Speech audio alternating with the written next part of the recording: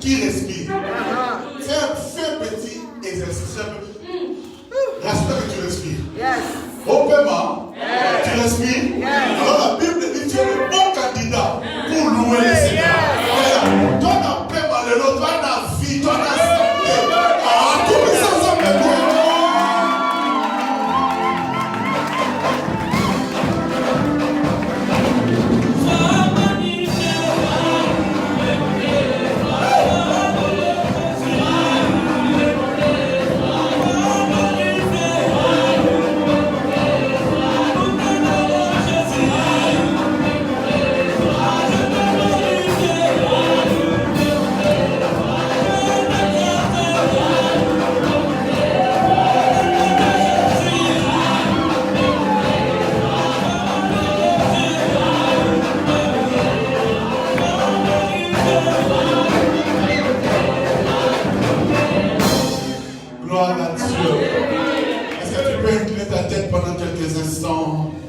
Avec tes propres mots, est-ce que tu peux encore bénir le Seigneur? Lui dire combien il est merveilleux, lui dire combien il est grand, combien il est bon pour toi. Le Dieu qui essaie de nous faire du bien. Tu te peux lève ta voix, lève tes mains et bénis le Seigneur. Nous prions tous au nom de Jésus. Alléluia. Le Dieu qui nous a donné la vie ce matin. Nous te célébrons le grand Dieu de la Bible. Nous te célébrons le Dieu d'Abraham, le Dieu d'Isaac, le Dieu d'Israël, le Dieu de Jacob. Oh mon Dieu, béni sois-tu Seigneur. Merci pour la vie que tu nous as donnée ce matin. Merci pour la grâce que tu nous as faite ce matin Seigneur. Merci mon Dieu, tu ne nous as pas seulement donné la vie, mais tu nous as invités, appelés dans ta présence. Oh quel privilège oh Dieu. Oh, quelle grâce, Seigneur. Merci, Papa. Merci, Seigneur. Nous sommes dans la joie d'être dans ta présence. Parce que nous savons que tu nous feras du bien, Seigneur. Alléluia. Gloire à ton Seigneur. Gloire à ton Seigneur. Alléluia. Shalom à tous. Shalom à tous. Alors, j'ai oublié de le faire au premier culte. Mais aujourd'hui, c'est la fête de Père. Quand c'est la fête des mères, pour célébrer la vie, non. Aujourd'hui, c'est la fête de Père. Est-ce que tu as un Père à tes côtés?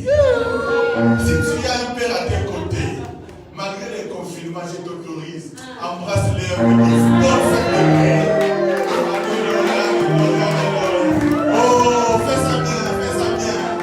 Alléluia, fais ça bien. Alléluia, gloire à Dieu, gloire à Dieu. Bonne fête de Père. Est-ce que le moment où vous pouvez crier pour nous, bonne fête de Père?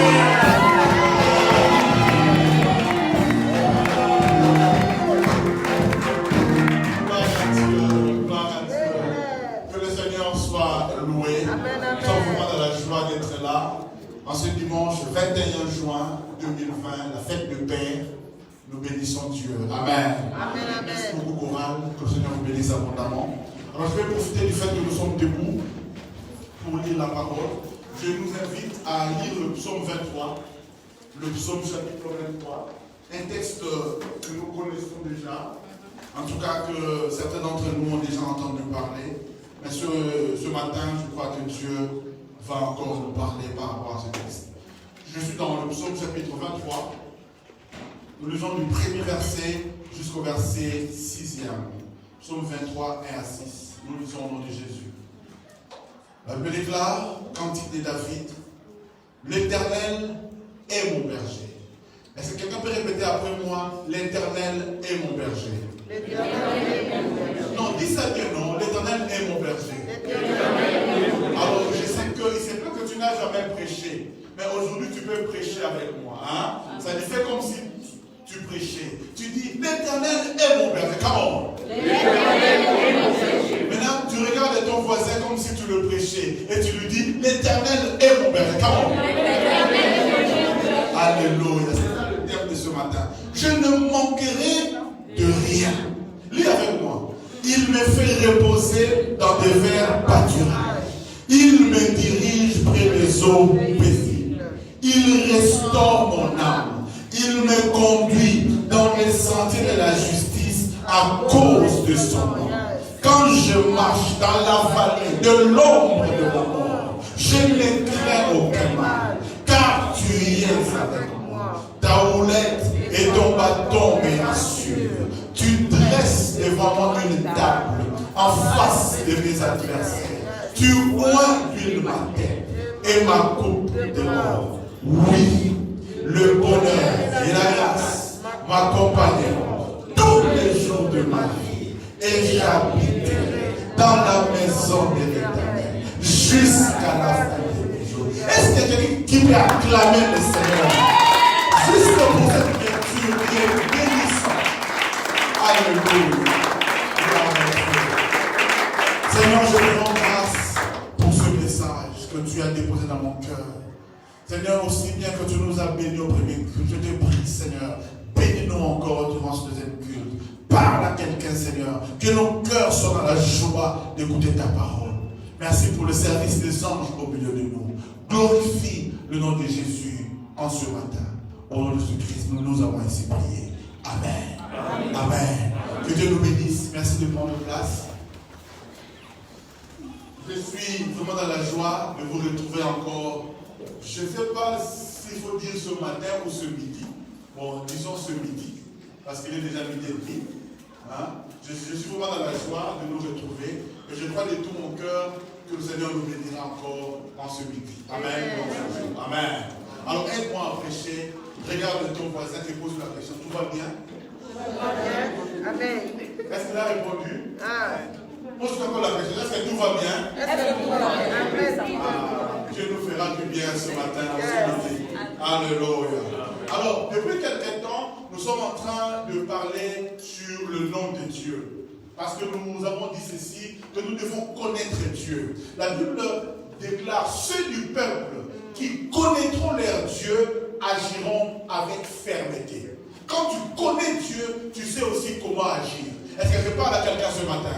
Quand tu connais Dieu, quand tu sais qui est Dieu pour toi, qu'est-ce qu'il est capable de faire, tu sais aussi qu'est-ce qu'il faut lui demander, comment marcher avec lui, c'est très important. Et justement, nous avons commencé à connaître Dieu au travers de noms. Et lui-même s'est donné, mais de noms aussi qu'il a révélés à certains grands hommes de la Bible. Certains l'ont appelé d'une certaine manière parce qu'ils ont eu une révélation et chaque nom cache une identité. Chaque nom révèle certains caractères de Dieu. Alors nous sommes en train d'étudier depuis quelques dimanches le nom de Dieu. Nous avons commencé par Elohim, nous avons parlé de Jéhovah, nous avons parlé de El Shaddai, nous avons parlé de El Elyon, nous avons parlé de Adonai. Et le dimanche passé, nous avons parlé de Jéhovah Rapha. Qu'est-ce que cela impliquait pour nous? Quelles sont les implications du fait que Dieu soit Jéhovah Rapha? Et nous avons été énormément bénis le dimanche passé. Et ce matin ou en ce jour, je voudrais parler de Jéhovah Roi. Dis un peu à ton voisin, Jéhovah Roi. Bon, je ne sais pas si je prononce bien parce que c'est en hébreu. Vous savez que nous, parfois, on prononce en hébreu avec la salle de Gintan, de Gimbala, tout ça, mais comprenez seulement Jéhovah. Mais ce qui est important, c'est surtout ce que cela signifie. Jéhovah Roi, cela signifie l'Éternel est mon berger. En fait, c'est ce que David dit. L'Éternel est mon berger. En hébreu, on dit Jéhovah Roi. L'Éternel est mon berger. Je vais rappeler à chacun de nous que celui qui appelle l'Éternel est mon berger, lui-même aussi il était un berger. Parce que David, avant de devenir roi, il était un berger. Est-ce que je parle à quelqu'un? Avant de devenir roi, David était un berger. Au fait, dans les bergers, c'est caché un roi.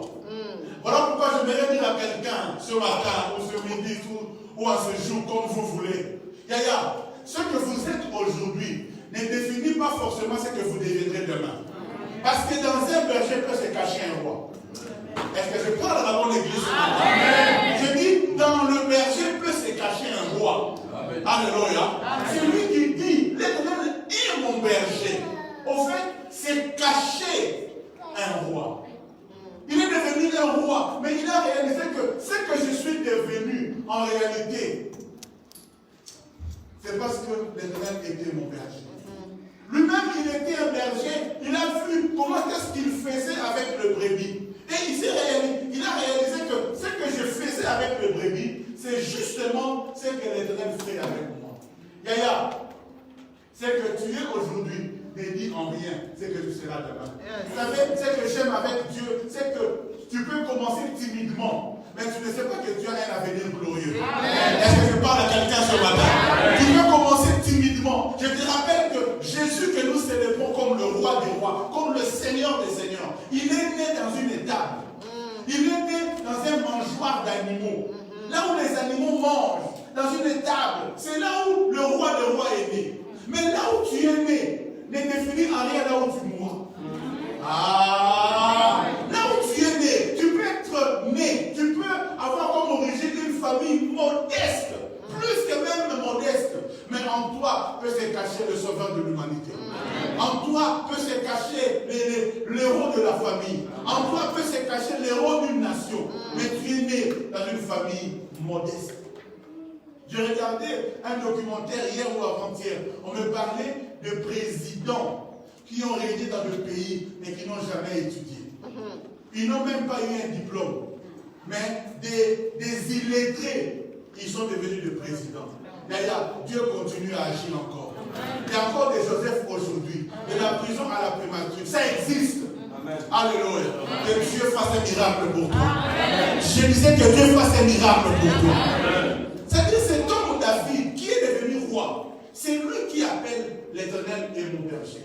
Pourquoi est-ce qu'il s'est en même de dire l'Éternel est mon berger? Parce qu'il a réalisé que mais il y a beaucoup de choses qui me sont arrivées dans la vie. Ce n'est pas forcément parce que je les ai cherchées.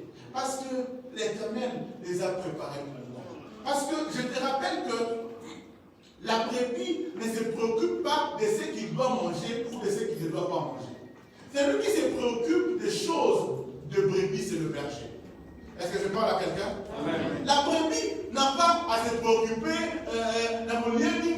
qu'est-ce que je vais manger? Non, il ne se préoccupe pas de ça.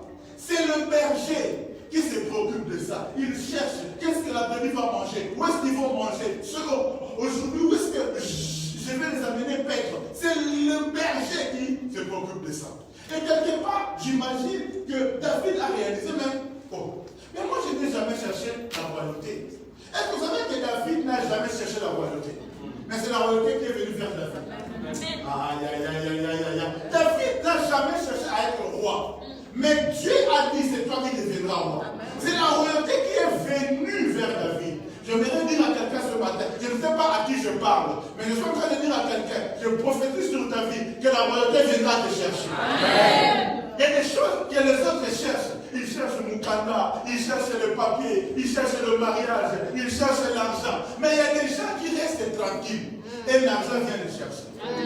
Que cela soit ton cas au nom de Jésus. Amen. Il y a des gens qui restent tranquilles chez toi, mais les affaires viennent te chercher. C'est comme si tu attires les affaires. Que la grâce d'attirer les affaires vienne vers toi. Amen. Il y a des filles, elles cherchent le mariage à tout moment. Elles mettent mini, elles mettent l'église, elles mettent soigner. C'est-à-dire, elles mettent des choses. Mais les mariages, les mariages refusent. Mais il y a des filles. C'est comme si elles attiraient le mariage. Regarde les propositions. Ça vient de la Chine. Même les Chinois proposent des mariages. Mais c'est bien. C'est le mariage. Mais on lui pose, mais il cherche sa mort. Et tu vois aussi, elle refuse. Elle dit non, elle refuse. Il y a la chance à mort. Non. Le mariage. Elle a une grâce extraordinaire. Est-ce que vous avez connu des personnes comme ça? Amen. Elle a une grâce extraordinaire. Elle attire les choses. D'ailleurs, laisse que l'onction qui est sur toi attire les bonnes choses. Toi, tu n'attireras pas les mouches, toi, tu attireras les bonnes choses. Donne-moi un bon amen. Si tu donnes un bon amen, que c'est là que s'attache à ta vie. C'est les bonnes choses. Alors que les autres cherchent, ils se battent. Toi, tu restes tranquille. Parce que tu sais que moi, je n'ai pas à me préoccuper. Mais le berger se préoccupera pour moi. Donne-moi un bon amen. Les gens, parfois, ils se sont cassés la tête. Ils sont venus en Europe, Makolo.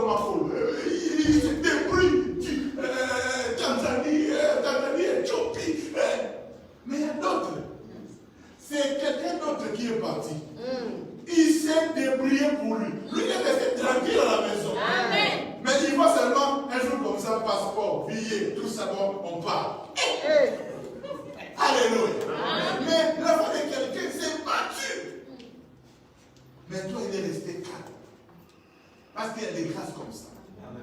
Il y a des gens qui ont trouvé grâce comme ça. Aucun effort. Mais la royauté est venue faire. Et David a réalisé que non. Ce que je suis devenu, c'est parce que l'Éternel s'est débrouillé pour vous. Yaya, si l'Éternel est ton berger, laisse-moi te dire ceci. Ce n'est pas toi qui vas te préoccuper des solutions. Yes. Oui, les problèmes peuvent venir. Alléluia. Les problèmes peuvent venir. Mais laisse-moi te dire, ce n'est pas à toi de te préoccuper des solutions des problèmes. Parce que c'est le berger qui s'occupe des solutions des problèmes. Je voudrais dire à quelqu'un ce matin que Dieu s'occupera de ton problème. Avant que toi tu réalises que tu as un problème, l'Éternel, le berger, Jéhovah Rohi, s'occupera déjà de traiter ton problème. Amen. David, qui ne se préoccupe pas de la royauté, mais la royauté est venue vers lui. Parce que le berger, Jéhovah Rohi, il est celui qui donne des solutions à tes problèmes. Ce n'est pas le fait d'appartenir à Dieu que les problèmes ne viennent pas. Lui-même, il dit, quand je marche dans la vallée de l'ombre de la mort, c'est-à-dire quand je marche au milieu des problèmes, écoutez, il dit, je ne crains aucun mal. Et c'est quelqu'un aussi, il lui est arrivé de marcher dans les problèmes, qui est dans les problèmes, mais David dit, je ne crains aucun mal. Vous savez, je connais certains ici qui ont connu des problèmes. C'est-à-dire, si c'était, on t'a donné leurs problèmes à toi, tu aurais piqué une crise. Alléluia. Ils ont traversé, ça dit 3 problèmes en janvier, en février. Ce problème c'est fini, un autre arrive. Mais parfois, je les vois, ils sont tranquilles. Mais comment ils font? Parce qu'ils savent que l'Éternel est mon berger. Lève un peu ta main, dis l'Éternel est mon berger. Comment? D'ailleurs, si l'Éternel est ton berger, pourquoi tu dois t'inquiéter? En fait, la Bible dit aussi, qui avec ses inquiétudes, il peut même changer une situation. Les inquiétudes ne changent rien. Tu vas seulement diminuer, tu vas perdre du poids. Bon, à moins que tu veuilles faire la diète à forcer. Alléluia. Tu vas perdre du poids. Les inquiétudes ne changent rien. Mais laisse-moi te dire, ce qui change quelque chose, c'est le recours à l'Éternel. Avoir la confiance en Dieu. Il dit, même quand je marche dans l'ombre de la vallée de la mort, je ne crains aucun mal. Parce que tu y es avec moi. Est-ce que quelqu'un sait que Dieu est avec nous? Amen. Vous savez, quand je parle d'Elohim, de Jéhovah Rapha, je parle El Elyon, il ne faut pas vous imaginer qu'il y a Elohim ici, El Shaddai là-bas. Non, en fait, tous ces noms-là, c'est ton Dieu. Alléluia. C'est ton Dieu. C'est comme quelqu'un qui voit un éléphant. Est-ce que quelqu'un a déjà vu un éléphant? Je pose la question. Est-ce que quelqu'un a déjà vu un éléphant? Un éléphant. Il est tellement grand qu'il est difficile que tu vois l'éléphant de là où tu es, que tu le vois à 360 degrés. Généralement, celui qui voit l'éléphant, il le voit soit devant, soit de côté, soit derrière, mais il est difficile que debout, tu puisses voir l'éléphant en entier. Alors, qu'est-ce qui se passe? Moi qui suis devant, je peux décrire l'éléphant d'une certaine manière. Si on te pose la question, comment est l'éléphant? Tu diras, non, l'éléphant, des fois, il a un gros truc là, il a comment on a tout ça? Et puis, ça s'arrête là. Mais, celui qui a vu l'éléphant parler, non. L'éléphant n'a pas de corps. L'éléphant, d'ailleurs, il est gigantesque. Et quand tu es derrière l'éléphant, tu ne vois même pas devant. Ça veut dire, ça dépend de là où tu es. Et tu peux décrire l'éléphant différemment. Alléluia. Alors, par rapport aux expériences que tu vis, tu peux aussi vivre Dieu de différentes manières. Amen. Alléluia. Amen. Tu feras par exemple quelqu'un qui adore Dieu et dit, oh, Jéhovah, tu es mon conducteur, tu es mon chauffeur. Parce qu'il a vécu quelque chose, peut-être qu'il a raté un accident et il a réalisé que non, dans cette voiture-là, ce n'est pas moi qui conduisais, mais c'est Dieu qui me conduisait. Yes. Alors il appelle Dieu est mon chauffeur. Alléluia. D'ailleurs, par rapport à tes expériences, tu peux aussi donner un nom à Dieu. Et David a vécu des expériences qui l'ont poussé à dire que l'Éternel est mon berger. Je prie le Seigneur que tu vives une expérience qui va te pousser à appeler Dieu d'une certaine manière. Est-ce que je parle à quelqu'un? Mais parlons un peu du berger. Si David a appelé l'Éternel est mon berger, c'est lui qui a dit que Dieu était son berger. Mais ce que j'aime, c'est quoi? C'est que quand Jésus est venu, lui-même s'est présenté à nous comme notre berger. Alléluia. Ce n'est pas seulement David qui a appelé Dieu son berger, mais Dieu, au travers de Jésus-Christ notre Seigneur, il s'est lui-même aussi fait appeler le berger. Mais seulement, il ne s'est même pas seulement appelé berger, mais il a bien défini les choses. Il a dit, je suis le bon berger. Jean 10, chapitre 11. Jean 10, chapitre 11, Jésus dit, je suis le bon berger. Et le bon berger donne sa vie pour ses brebis. Et si vous réalisez que David aussi, c'est ce qu'il faisait. La Bible dit, quand le lion venait attaquer les brebis de David, qu'est-ce que David faisait? Il se mettait entre le lion et les brebis.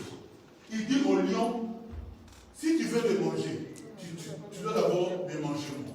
Alléluia. Et j'aimerais aussi te dire, si tu ne le savais pas, il y a si tu es en vie, toi là, on a déjà cherché à te tuer par plusieurs démons. Mais si tu n'arrives pas à t'atteindre, parce que le bon berger se met entre toi et les démons. Tu sais combien les sorciers ont cherché à te bouffer? Regarde ton visage, c'est plein d'huile, plein de graisse. Ça dit bon pour les sorciers. Mais ils ne peuvent pas te manger. Pourquoi? Parce que le bon berger se met entre toi et eux. Il dit, si tu veux les manger, mange d'abord moi. Comme Jésus était mangeable, c'est pourquoi toi aussi tu n'es pas comestible. D'ailleurs, la Bible dit ceci, nos vies sont cachées en Jésus. Alléluia. C'est-à-dire, avant de me toucher, il faut d'abord toucher Jésus. Et comme ils ne peuvent pas toucher Jésus, toi aussi ils ne pourront pas te toucher. Lève ta main et dis, l'Éternel est mon berger. Il donne sa vie pour ses brebis. Il se met en danger. David se mettait en danger pour ses brebis. C'est ce que Dieu fait aussi. D'ailleurs, pour toi, Dieu se met en danger. Pour toi, Dieu est capable de pouvoir même terrasser tous les démons. Comment c'est tous les démons qui viennent t'attaquer? Pourquoi? Parce que toi, tu dois rester en vie. Il s'appelle le bon berger. Mais il n'est pas seulement le bon berger. Jésus est aussi le grand berger. Il s'est dit, je ne suis pas seulement berger, moi il y a pam. Je suis le grand berger. C'est-à-dire parmi les bergers, le plus grand berger, c'est Jésus. Dans Hébreux, chapitre 13, verset 20, la Bible dit que le Dieu de paix, qui a ramené d'entre les morts le grand pasteur de brebis, autrement dit, le grand berger, par le sang d'une alliance, notre Seigneur Jésus-Christ. C'est-à-dire Jésus n'est pas seulement le bon berger, parce qu'en parlant de berger, il y a de mauvais bergers, mais aussi des bons bergers. Et Jésus s'est défini comme étant le bon berger, comme étant le bon berger. Mais il n'est pas seulement le bon berger, il est aussi le grand berger. Mais il n'est pas seulement aussi le grand berger. Dans 1 Pierre, chapitre 5, au verset 4, 1 Pierre 5, 4, la Bible dit, il est aussi le souverain pasteur. Il est écrit, et lorsque le souverain pasteur paraîtra, vous obtiendrez la couronne incorruptible de la gloire. Ici, l'apôtre Pierre est en train de parler aux anciens, aux pasteurs. Et il leur fait comprendre que vous aussi, vous avez un pasteur au-dessus de vous. Le souverain berger, ou le souverain pasteur, il est aussi appelé le pasteur en chef, ou le berger en chef. Vous savez, nous qui sommes pasteurs ou bergers, nous avons aussi sur nous un berger. Amen. Et même pour que moi je sois un bon berger, il faut que je sois soumis au berger en chef. Amen. Il faut que lui me conduise pour que moi je vous conduise. Amen. Alléluia. Amen. Si moi je ne dépends pas du berger en chef, alors je serai aussi un mauvais berger pour vous. Est-ce que quelqu'un me comprend? Amen. Donc au-dessus de nous qui sommes là comme bergers, nous avons aussi les bergers en chef. Voilà pourquoi, en réalité, et en vérité d'ailleurs, l'Église n'appartient pas au pasteur. L'Église appartient au pasteur en chef. Amen. C'est Jésus. L'Église appartient à Jésus. J'aime pas quand on dit, je vais prier chez le pasteur Carole. Yaya, tu viens prier chez le pasteur Carole. Moi là, je vais faire quoi pour toi? Rien. Alléluia. Il faut toujours dire, même si c'est vrai, c'est un peu comme dans un langage normal pour dire, bon, c'est fait à l'église à la méthode. Mais ce n'est pas vraiment un langage correct. Parce que l'église n'appartient pas au pasteur Carole. L'église appartient à Jésus. Amen. Alléluia. Moi, je ne suis qu'un pion qu'il a mis devant. Parce que vous savez qu'aujourd'hui, je peux ou ne pas être là. Mais l'église de Jésus va continuer. Amen. Parce que Dieu est capable de prendre quelqu'un d'autre parmi vous là et de le placer ici. Amen. Et de dire, vous dirigez. Vous savez, quand Moïse dirigeait le peuple d'Israël, personne ne pouvait croire qu'un jour Moïse pourra partir. Il était tellement charismatique. Mais Moïse est parti.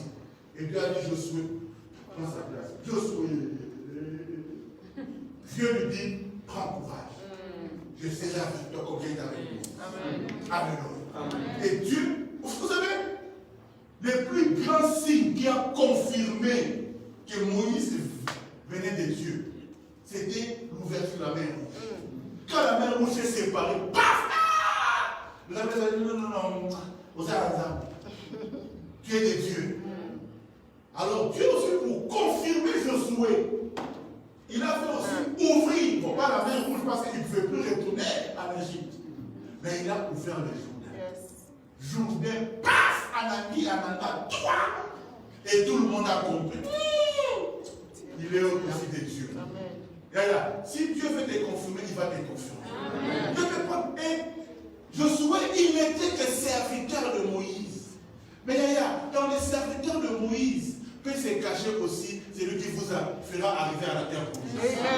Ne te néglige pas. Toi, tu n'es pas seulement serviteur, mais tu ne sais pas que c'est toi qui vas amener ton peuple, ta famille à la terre promise. Donne-moi un bon amen. Il y a des gens qu'on négligeait dans la famille, mais qui aujourd'hui ont permis à ce que la famille puisse arriver à la terre promise. Donne-moi un bon amen. Donne-moi un bon amen. Donne-moi un bon amen. Donne-moi un bon amen. David dit, l'Éternel est mon berger. Et nous disons que Jésus-Christ, il n'est pas seulement le bon berger, non pas seulement le grand berger, mais il est aussi le berger en chef. Nous sommes des pasteurs, c'est vrai, mais nous avons su, nous, notre pasteur, le grand berger. Alléluia. Maintenant, toute la question, c'est de savoir quels sont les devoirs du berger. Qu'est-ce que le berger fait?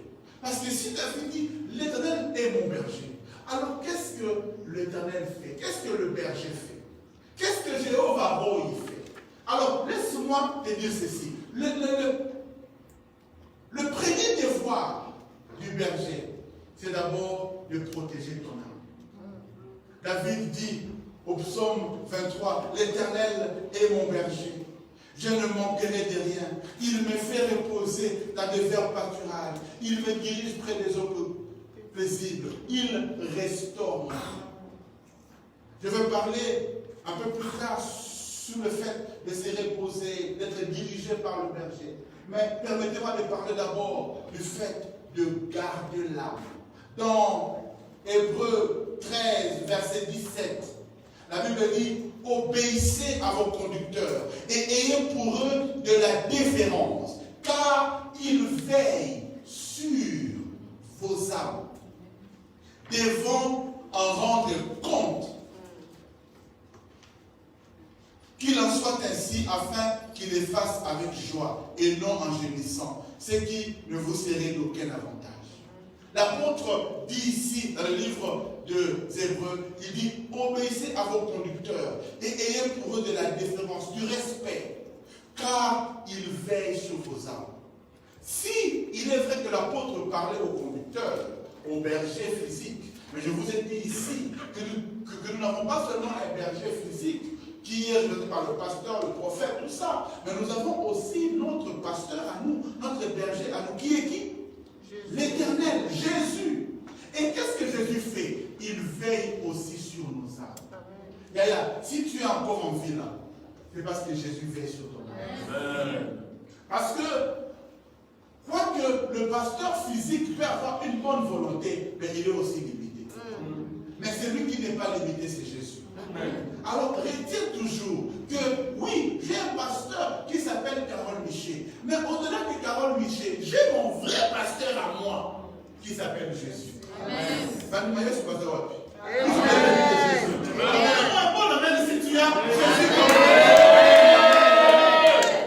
Il veille sur ton âme. Et voilà même pourquoi dans Jean 17, verset 12, quand Jésus est en train de prier, la prière sacerdotale, Jésus dit ceci au verset 12, Jean 17, 12. Il dit, lorsque j'étais avec eux dans le monde, je les gardais en ton nom.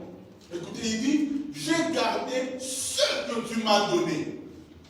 Et aucun d'eux ne s'est perdu, sinon le fils de la perdition. Il parlait des Judas, afin que l'écriture fût accomplie.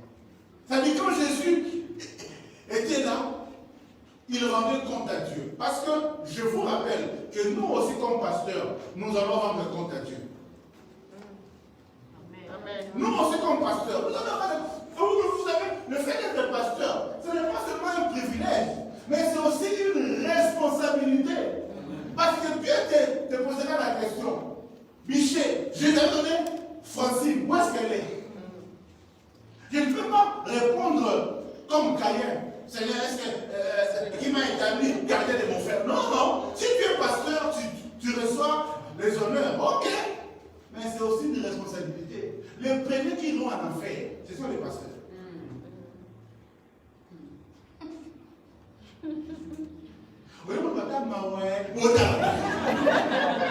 Alléluia. Oui, les premiers qui iront, la Bible dit même, les premiers qui seront jugés, ce sont ceux qui enseignent.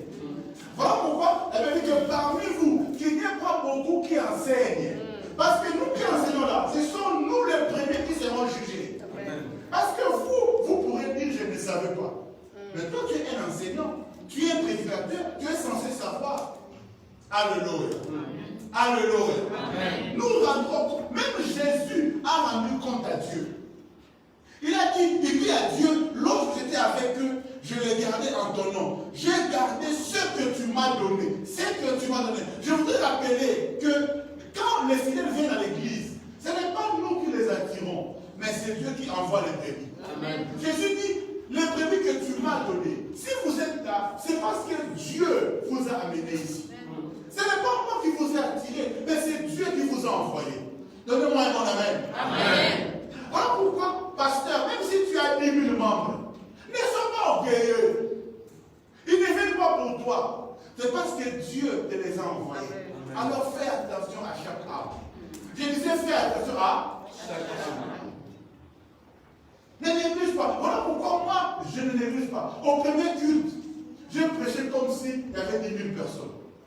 Au deuxième culte, je prêche comme si la salle était pleine. Pourquoi? Parce que j'ai prends soin de chaque âme du Seigneur. Donne-moi un bon amen. Amen. Vous savez, si vous êtes ici, au premier culte, j'ai donné le témoignage de Maman Cécile. J'ai dit, il y a des gens que nous voyons à l'église parce que nous les avons invités. Mais nous avons eu un témoignage puissant de Maman Cécile. Elle n'est pas venue à l'église parce que moi je l'ai invitée. Non, non, non. Un jour, je me rappelle, peut-être qu'elle a oublié. On venait ici, et puis on l'a vu, elle était en train de chercher. Et on s'est allé, maman, il y a quoi? Non, j'ai cherché une église ici. Ah oui, l'église est là. On est monté et on lui a montré l'église. Ok, je viendrai le dimanche prochain. Et quand le dimanche prochain est venu, on lui a posé la question, mais qui t'a parlé de l'église? Comment tu es venu ici? Il dit non, j'ai eu comme un songe et on m'a donné l'adresse de l'église. Aïe. Et je suis venu et j'ai trouvé l'église. Voilà. C'est-à-dire, vous comprenez que c'est Dieu qui l'a envoyé à l'église. Alléluia. Et après elle, il y a son mari qui est venu, il y a ses enfants qui sont venus. Alléluia. Nous avons aussi écouté le témoignage de la sœur Blanche, qui, elle a juste entendu un esprit qui lui dit, demande à cette fille-là, elle va où? Il s'agissait de la sœur Vito qui était au premier culte. Elle dit, je vais à l'église. Et on lui dit, suis-là. Elle a suivi et elle est venue à l'église. Il y a beaucoup qui, nous venons à l'église, ce n'est pas parce que les pasteurs, ou parce que, non, c'est parce que Dieu t'a envoyé. Voilà pourquoi j'ai dit à mes amis pasteurs, soyons humbles. Si tu as 1000, comme dit le pasteur Adam, tout est grâce. Amen. Mais écoutez, à celui à qui on donne plus, on demandera aussi plus. Moi, j'ai pris le Seigneur, que les membres, les fidèles que Dieu m'a donnés, qu'un jour, que nous tous, on se retrouve au ciel. Amen. Amen. Je ne veux pas que, vous savez, moi je ne vous prêche pas seulement pour le bien de ce monde. Le but premier de l'Église, c'est de vous préparer à la rencontre du Seigneur. Amen. Et un jour, vous dire que nous soyons, nous tous, au ciel. Amen. Je ne veux pas ce jour-là, que je te vois là, Pasteur Carole, Goudou, il y a Carole Bozuma. Parce que là-bas après, c'est Kiamani. Maintenant que je te parle, prépare ton cœur. Moi, je ne te parle pas seulement de bien de ce monde. Vous savez, l'apôtre Paul dit, si ce n'est que dans ce monde, pour le bien de ce monde, que nous espérons en Jésus, nous sommes les plus malheureux des hommes. Alléluia. Au-delà de ce monde, au-delà du mariage, des voitures, des véhicules, je posais la question au premier culte. Qui peut me montrer l'immeuble que Pierre a laissé? Qui peut me montrer la maison que Paul a laissée? Ils n'ont pas laissé de maison. Ils n'ont pas bâti des maisons, mais ils ont bâti des hommes. Pasteur, ne te préoccupe pas seulement que les gens aient des voitures de mariage. Tout ça, c'est bien, ce n'est pas mauvais. Mais au-delà de ça, leur âme, qui cela soit sauvée. Amen. On tourne amène les rangs. Amen. Au lieu de toi, tu aimes trop le mariage. Hein? Que ceux qui aiment le ciel me donnent un bon amen. Amen. Tu veux que je prie pour toi que tu ailles demain? Ah! Gloire à Dieu. Amen. Et il ne faut pas avoir peur. Parce que tu ne mourras pas avant ton temps. Yes. Alléluia. Ce que j'aime, c'est que le bon berger, il s'occupe de notre bien-être sur la terre. Mais au-delà, le bien-être sur la terre, il nous prépare aussi à la vie éternelle, à la félicité éternelle. Amen. Je disais donc, le premier devoir du berger, c'est de s'occuper de notre âme. Voilà pourquoi même Jésus dira un peu plus tard à Pierre, il lui dit, le diable venait te chercher pour te criner comme du froment, mais j'ai prié pour. Oh. Mais quand est-ce que le diable est venu réclamer Pierre? Pierre, il ne savait même pas. Pierre, il était là tranquille. Oh, il ne savait pas que les diables avaient un plan contre lui. Les diables voulaient le massacrer. Mais Jésus, après avoir combattu avec le diable, après avoir prié pour Pierre, il dit à Pierre, il regarde Pierre. Pierre, il était là, il dit, toi, tu voulais mourir. Mais j'ai prié pour toi. Vous savez, c'est ça le rôle du pasteur. C'est pourquoi l'apôtre dit, obéissez à vos conducteurs. Ayez pour eux de la différence, de respect. Parce que parfois, quand toi tu dors, moi je ne dors pas, je prie pour toi. Combien de fois je me suis réveillé la nuit et le Seigneur me dit, prie pour Janine, prie pour Francine. Parfois, prie pour Jean-Marie. Mais lui, il dort. Mais moi, parfois, je me sacrifie pour prier. Je sacrifie parfois mes nuits, mes heures de prière pour prier. Parce que c'est ça le rôle du pasteur. C'est ça le rôle du berger. Alléluia. Alléluia. Amen. Et voilà pourquoi c'est une malédiction. Tu es là, tu insultes ton pasteur, tu critiques ton pasteur. Mais c'est une malédiction. Parce qu'il est là pour garder ton âme. Il prie pour toi. Vous savez, parfois, je m'oublie dans la prière, mais je pense à l'église. Alléluia. Alléluia. Amen. Le dimanche passé, nous avons fait une action de grâce ici. Mais la première des choses, quand j'ai appris que l'église n'avait plus de trous, que le dimanche passé, on était obligé d'emprunter une batterie. Au lieu que les actions de grâce, qui normalement sont réservées aux pasteurs, je dis non, je ne mange pas ça. Mais il faut que j'achète la batterie pour l'église. Voilà, l'église a une nouvelle batterie. Parce que les dimanches passés, la batterie qu'on a utilisée, on l'a empruntée. Parce que la nôtre, ça fait 8 ans. Donc elle était foutue. Maintenant, toutes les actions de grâce, on est le pasteur achète même une chemise. J'ai tout pris. Allez, batterie pour l'église. Parce que le pasteur doit se préoccuper d'abord de l'église. Ça sera comment vous voyez votre pasteur sapé comme jamais. Mais batterie à Guanzou. Non, ça c'est pas correct. Vous savez, tu dois prier pour que ton pasteur soit béni. Amen. Parce que plus le pasteur est béni, toute l'église aussi peut être bénie. Amen. Il ne faut pas que le pasteur est là, l'église est là. Non. Quand tu pries, Seigneur, bénis mon pasteur. Parce que plus ton pasteur est béni, plus aussi l'église sera bénie. Il ne faut pas qu'il y ait un grand écart entre le pasteur et l'église. Imaginez qu'aujourd'hui, là, on a 30 000 membres à l'église.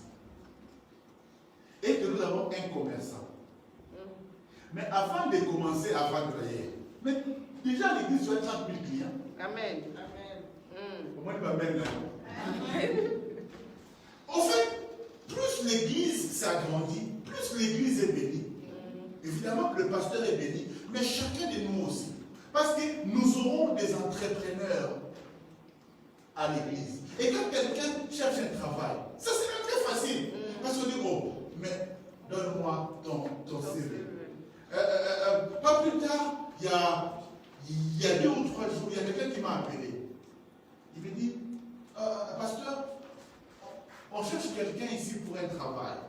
Bon, c'est un travail à temps partiel qui est payé au SMIC. Est-ce que tu n'as pas quelqu'un qui peut accepter, même un étudiant, pour faire 3-4 heures par semaine?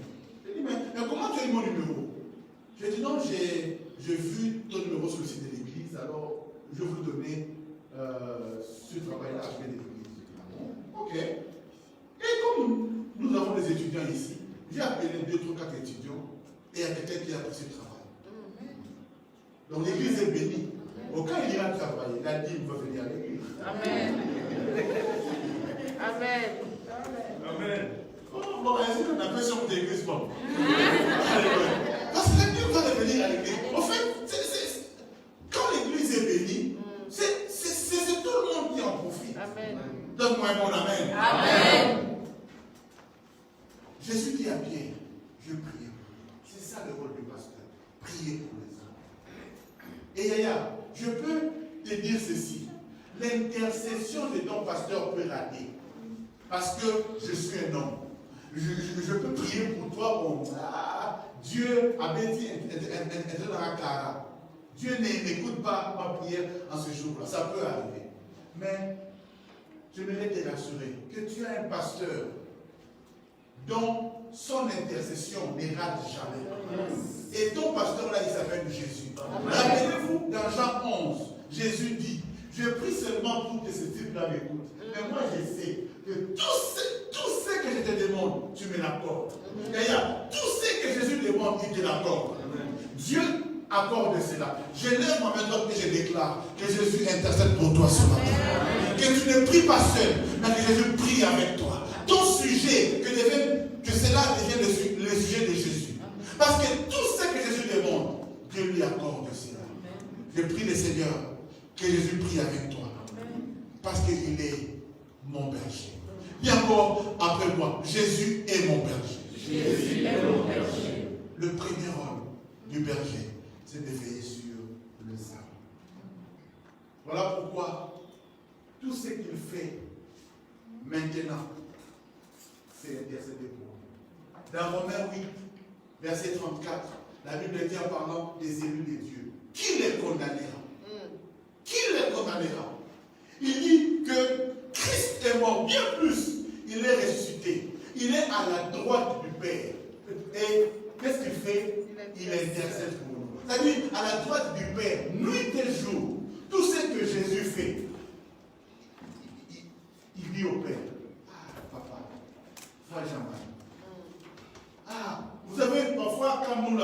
humains. Nous faisons des choses bizarres. Dieu dit, ah, il faut que Christian Boba parte. Jésus dit, ah, papa, souviens-toi, Jésus mort pour Christian. Donne-lui le temps, il va changer. Dieu, à cause de Jésus, Amen. Il nous donne encore du temps. Amen. Quand parfois les démons viennent, parfois avec raison, hein, il dit Dieu, en vient là, il faut la tuer. Voilà. Elle a critiqué. Quand Dieu dit, bon, ange, Jésus dit, hé Père, souviens-toi, à cause d'Henriette, Jésus mort à la croix. Pardon. Aie pitié d'elle. Tu vois, Dieu dit, ah, Jésus, on a ma faible. Alléluia. À cause de Jésus, tout ce qu'il fait, c'est intercéder pour nous. Est-ce que tu peux pas prendre 5 secondes à clamer pour Jésus?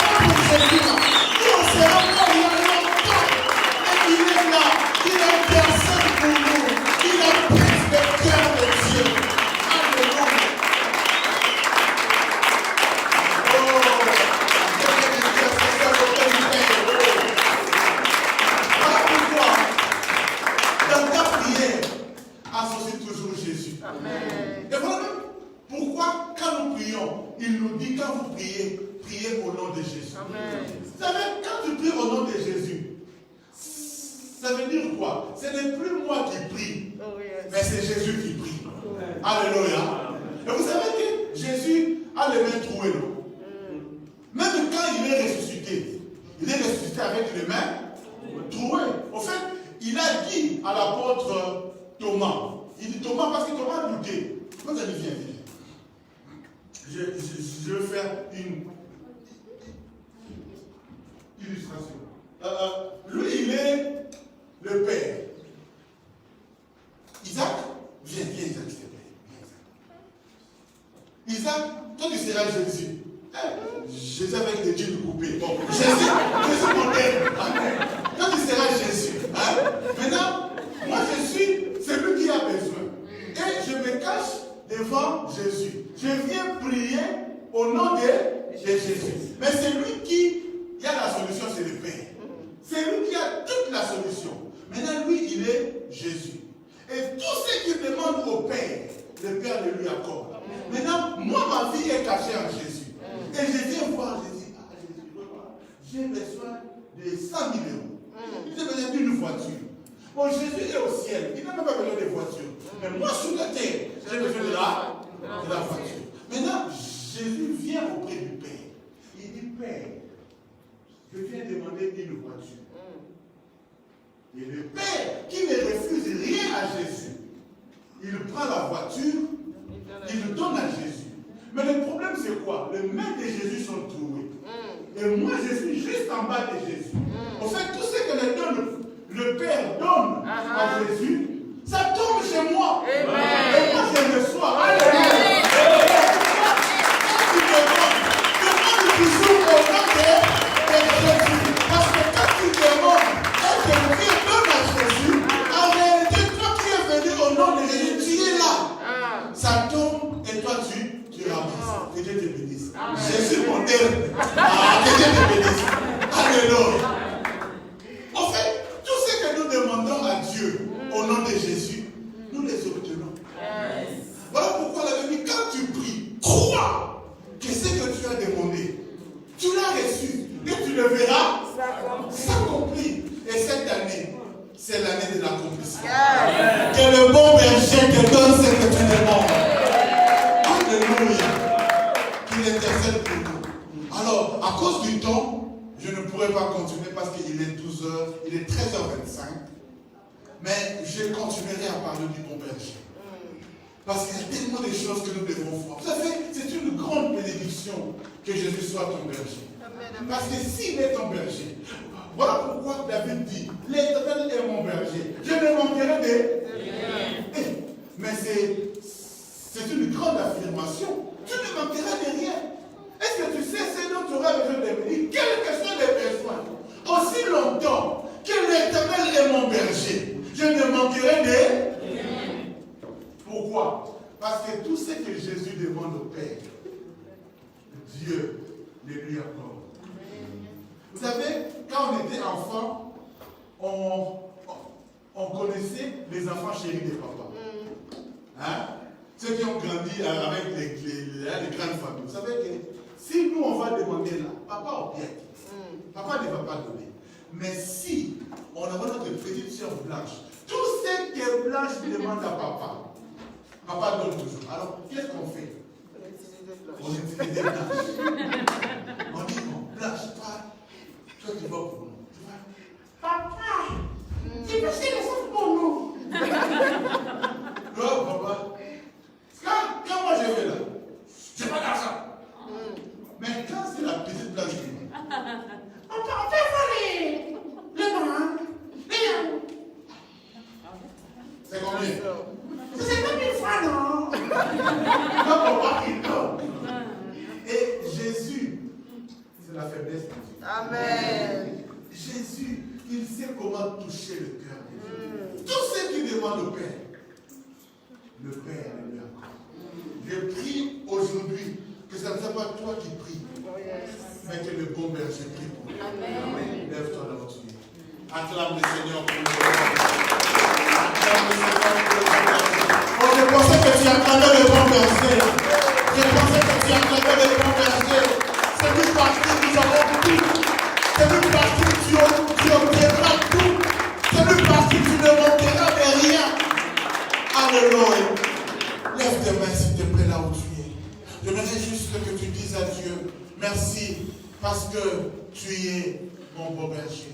Alors que j'appelle le musicien à prendre place, nous sommes en train de dire à Dieu merci. Parce qu'il est notre bon berger. Parce qu'il prendra soin de nous. Il se préoccupe de nos solutions. Nous avons des problèmes, c'est vrai, mais lui, il a des solutions à nos problèmes. S'il te plaît, lève tes mains là où tu es. Lève tes mains là où tu es. Commence à remercier le Seigneur pour les solutions qu'il t'accorde. Commence à remercier Dieu parce qu'il prend soin de toi.